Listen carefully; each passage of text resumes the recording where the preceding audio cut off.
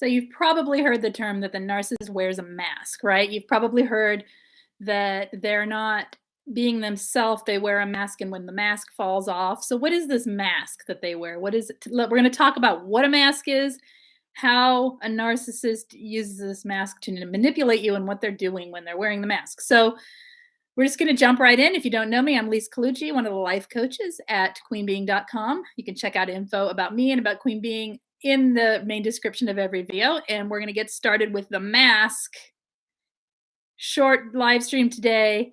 So basically, a mask is a deliberate and calculated choice to become something someone is not, to present an image that the world sees that is not actually who a person is.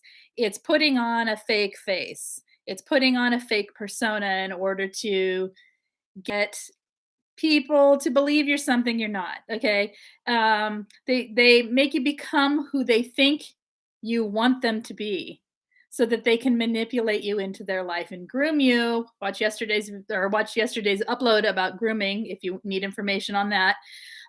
So they can groom you to be what they need you to be in the relationship. They can set the tone of the relationship based on this mask they put on. They manipulate you in to create an illusion, right? That you believe is real. Okay, we'll talk about why they do this in a little bit, but just going to keep going. When they're wearing a mask, they project an image that appeals to the supply they have in front of them, to the person they're playing and preying on. They present an image that fits that person's needs or wants. It's what you are attracted to, the mask. You're attracted to the person they present themselves as. They choose, this was said by a narcissistic person.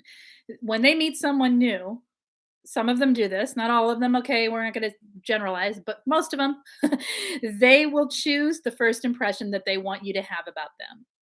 They will put on a persona, they will put on behaviors, traits, they will present themselves, wear a mask that is what they want you to believe that they are, so that you will always believe that that's who they are. It's because they know. All right. So they put this on. They generally either after that they'll love bomb you through it or whatever it is, but they're wearing a mask. Okay. They'll have different masks for different situations. So they'll have a mask to groom new supply. They'll have a different mask for work and a different mask for friends, a different mask for social groups. They're chameleons. They slip in and they put the mask on that fits the need of the situation. And hey, everybody, the mask keeps them from being accountable. If they can maintain, so if they have a victim mask on, they don't have to be accountable to anything. If they're wearing, you know what I'm saying? So yeah, I'm reading from a quick notes here that I took, but yeah, okay. So what do you do about this mask? Okay, how can you tell if someone's wearing a mask or it's really who they are? That's a scary thought, to think everyone you meet could be wearing a mask. Okay, I'd say that of course people want to present, people get uncomfortable, people get awkward, people get whatever they get when they're meeting people. Not everyone approaches life in an authentic way, right? But there's a difference between that and wearing a deliberate mask to protect and hide who a person really is. It's so artificial. It's so manipulative, right? Let's see if anyone has a question before I keep going. Okay, no. All right, good. So, okay, common masks a narcissist might wear. The common things you might see: the victim. They don't take real accountability. This is how you can tell if it's a mask or if it is someone who just truly is being victimized, right? And here's the truth. A narcissist may be in situations, a narcissistic person or a toxic person may be in situations where they are having experiences that look like victimization. They may have had it in the past, so they know how it looks and whatever. But you can see where they have set these situations up, where they've created situations to look like the victim. In other words, their exes are always crazy. Really? All of them? Maybe, because then you think, well, all of mine were toxic. So maybe theirs were too. So we have to dig deeper when someone says that. This is why when I say when you meet people, don't be given all your information to them. First of all, it makes you look like a red flag because if you say, "Yeah, everyone I've ever dated was a narcissist," to someone who hasn't had this experience, it's sort of like, what?" Right? Um, and second of all, if you're feeding that information to a narcissistic person, they can take that and use it as because they know it's your vulnerability and say and put on the mask that they need you to see, which is I'm also a victim. I'm also a person who has had people do I know everyone I've ever known's been crazy. So that's why, it's like keep things a little closer and until you know people, right? Um uh it took you to school. Okay. All right. Another mask they might wear is charming mask, the charmer. That's like the most typical textbook when you think of an overt narcissist charming everyone, even a covert though that will charm. Um, they talk about themselves a lot. Everything's self-directed. Everything is me, grandiose, or they're super funny, but there's like something about them that isn't real, or they're you're just drawn to them and you don't even know why. There's something going on where they're wearing a mask and they're charming. Another one is the lover type, affectionate, love bombing, there all the time, super flirty, complimenting. That's a mask a narcissist might wear in the beginning, at least, to hook you, to get you to think you're special, to get you to think that, these are ways they groom, but it's also a mask they put on and they wear it for a while. What we say when the mask slips, what we mean is that's when they start devaluing. That's when they stop doing these things that we thought they were. We think, oh my gosh, this is the nicest person ever. They're so complimentary. They're so kind. They're so affectionate. They're so this, they're so that. The mask slips and you realize that was all for show.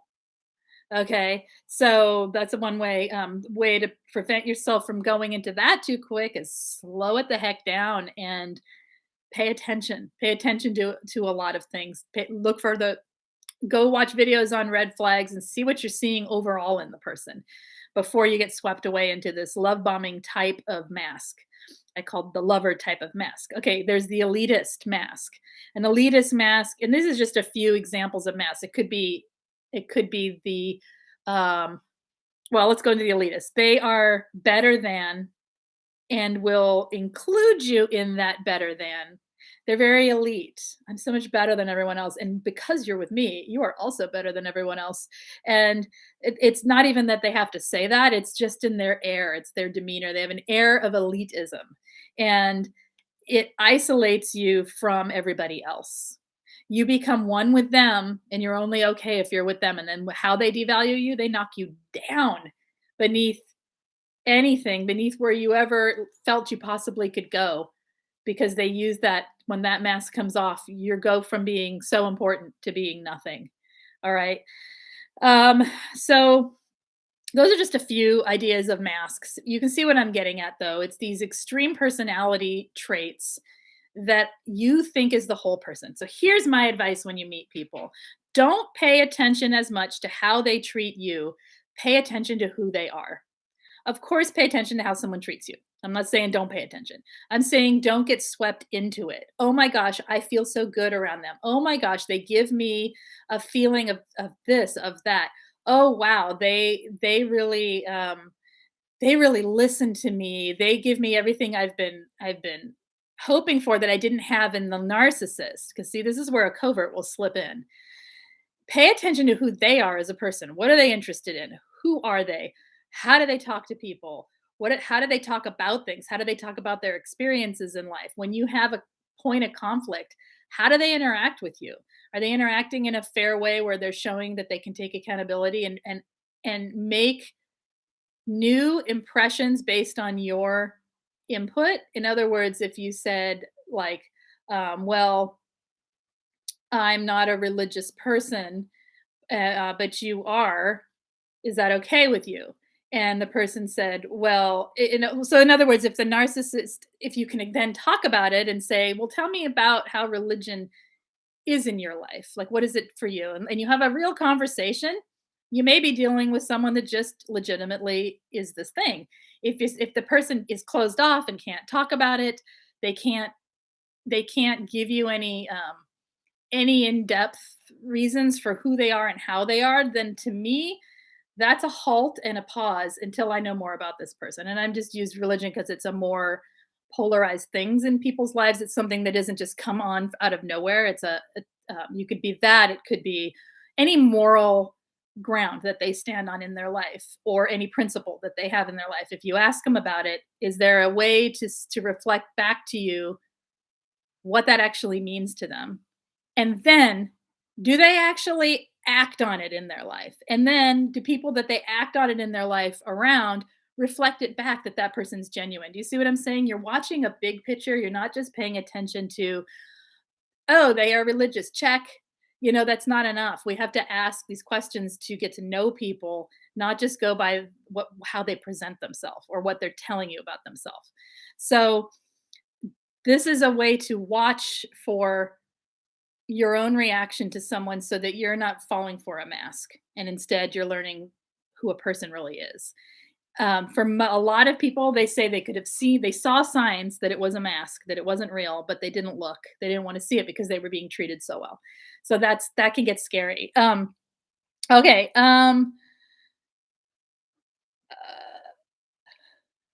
You guys are being silly. Sorry, I'm reading chat, and I really shouldn't be because I have to hurry here. Okay. Listen to their actual words. Take it literally. That's kind of my long-winded description just now was about that. Listen to the vagueness. So first, listen to their actual words. Listen to how they communicate with you, how they talk about the things that matter to them, how they listen to the things that matter to you, and if it's something that matters to you that's very different, how they explain what they feel, how they listen to what you feel. Do you see what I'm saying? How you interact is more important than how they're treating you. As long as it's not someone treating you mean, then it's like walk away, right? Listen to the vagueness. So if they're giving explanations that are vague or like why did you get divorced? I don't know. I tried really hard. There's some vague ambiguity to the way someone is going to answer if they're wearing a mask, unless they're a sociopath, and they might have a very detailed answer. But listen to the vagueness. Too detailed the replies also can be, something someone has rehearsed, right? Listen to how they deal with conflict. You got to know a person long enough to watch how they deal with conflict, how they deal with inner conflict, how they deal with conflict with a stranger, with you. It takes that amount of time to see if someone is genuine in your life. It really does. This is why we say slow down when you meet people. Slow down. Pay attention. Keep your own life, keep your own sense of self, keep your own authenticity in check so that you are experiencing who they are instead of experiencing what they do for you. Because that's what we do. We fall into the feelings of what it does for us, what it fills in us, what it gives us. And that should be okay. But then because we've had this kind of people in our life, we have to be more careful, right? All right. Always vague, never knew what went wrong in previous relations. Yep. Uh-huh. So, okay. Listen to your gut. How many people do I talk to that when they try to enter into new things, tell me what they're feeling in their gut and either listen to it or don't listen to it. But how many conversations I have about that experience of listening to your gut, I can't even tell you. So many, so many. This is a place that we've learned not to trust. This is a place that we have learned is not something we're real smart about, even though we are.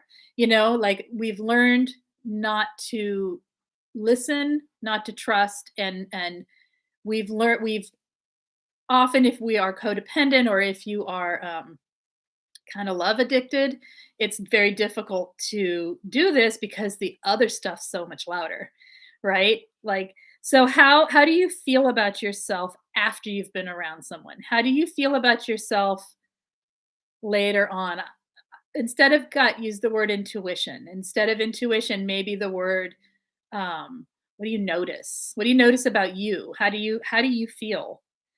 I know that, like, if I'm around certain people, I just feel icky, you know, and it's not anything I'm doing or they're doing. It's a general sense of something about maybe them, maybe not. I can't always say it is, right? But it does put up a red flag for me so that the next time I see them, I can be in check with what am I feeling? What am I, what am I noticing? Am I comfortable? Am I uncomfortable? For me, I get very uncomfortable. And there's also this weird comfortable silence because they're taking over everything and I don't have to be the one to do much engaging with toxic people. They tend to try to draw you out or me. That's how my experience of it. Okay, how do you behave? What do I say? Okay, you can see another way you can see a mask is if you're around someone enough, you notice that they act different when they're around other people. Everybody, or not everybody, a lot of people do this just out of either social awkwardness or social need. You're not going to be the same person at an executive job that you have to be very professional for as you are with your buddies at a ball game. All right. Of course. But in general, the sense of who you are should be in play all the time. Theirs is like an entirely different person, often. A very different person when they're in one situation or another, almost taking on characteristics and traits, almost like like a chameleon, right? And so if you get a chance to see them around it, so this is why it's important when you're around new people, don't just date exclusively or have a friend exclusively without being in friend groups as well, without being out in public, without being around their close people, your close people, and watching how the interactions take place, watching how people respond to them.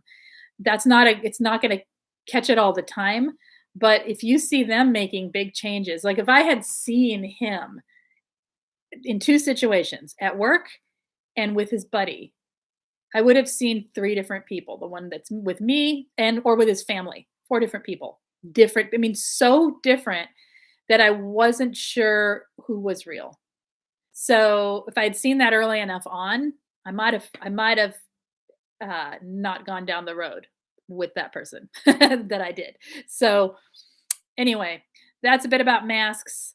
When the mask slips, that's when you see a different person come out. You see not a different person, a different qualities in this person.